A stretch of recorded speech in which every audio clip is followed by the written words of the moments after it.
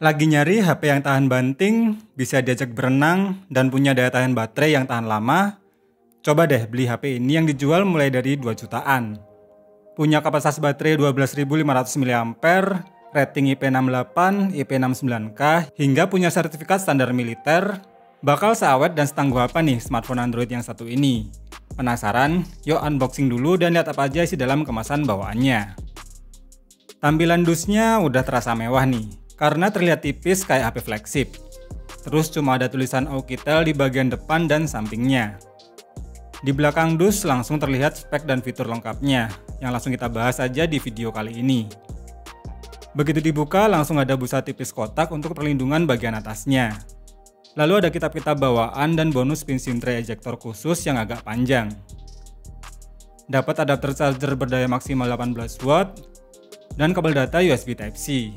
Nah, baru kemudian unit smartphone-nya.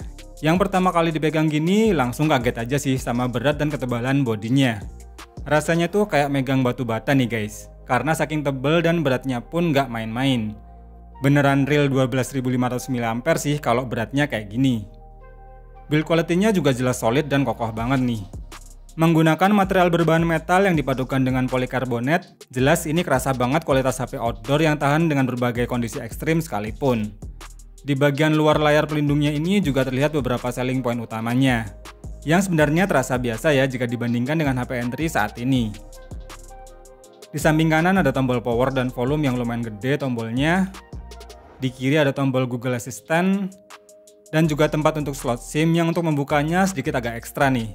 Karena selain tertutup rapat biar nggak kemasukan air, lubang kecilnya ini pun agak dalam. Jadi harus pakai pin SIM tray bawaannya tadi.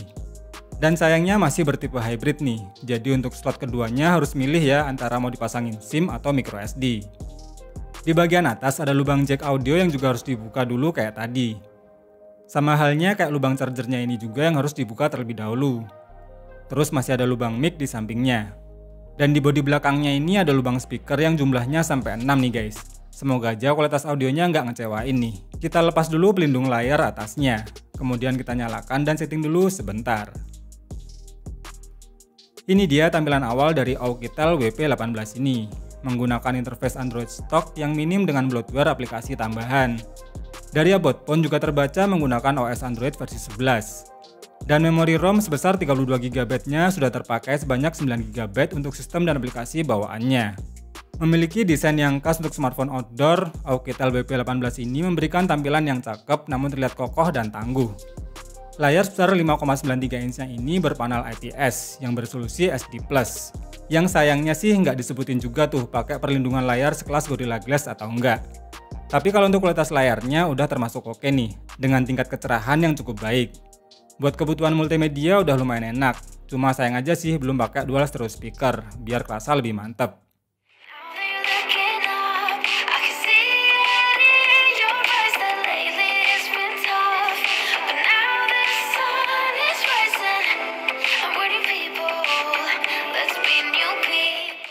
Handheldnya ketika dipegang pun terasa kurang nyaman nih kalau untuk ukuran tangan saya ya. Dan pastinya bakal bikin pegel kalau dipegang terus dalam waktu yang lama. Dengan kapasitas baterai yang 2 kali lipatnya HP biasa pada umumnya, jelas beratnya sih yang bikin kurang nyaman di bawah-bawah. Tapi berkat kapasitas baterai yang jumbo ini, hasil tes PC Mark bisa tembus mencapai 34 jam 46 menit. Asli awet banget tuh baterainya. Buat nonton YouTube selama 1 jam pun hanya berkurang sebanyak 3% aja.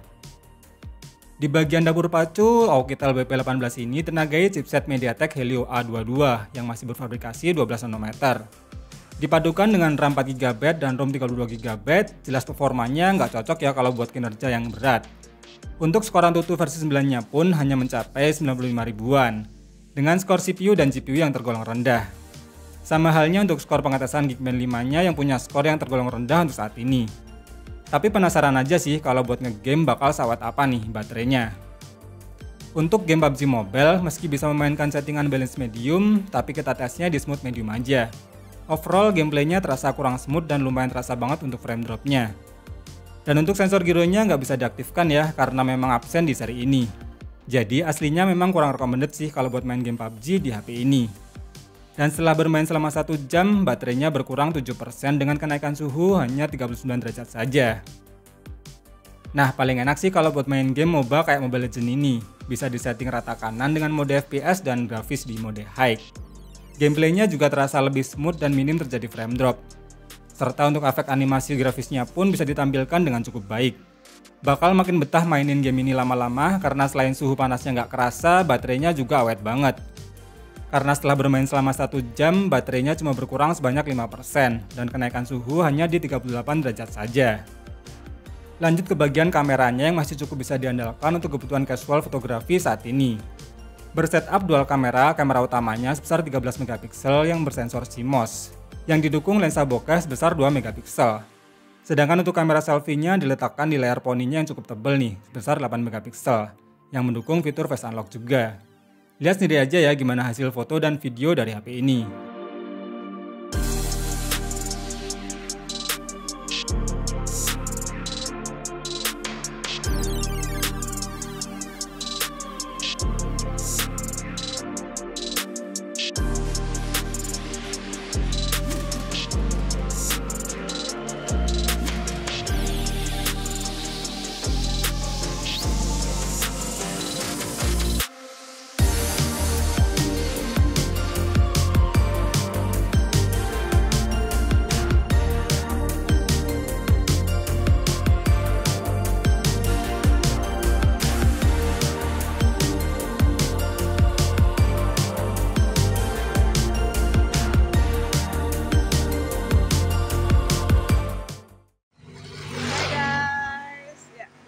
Kamera depannya mentoknya itu di 720p.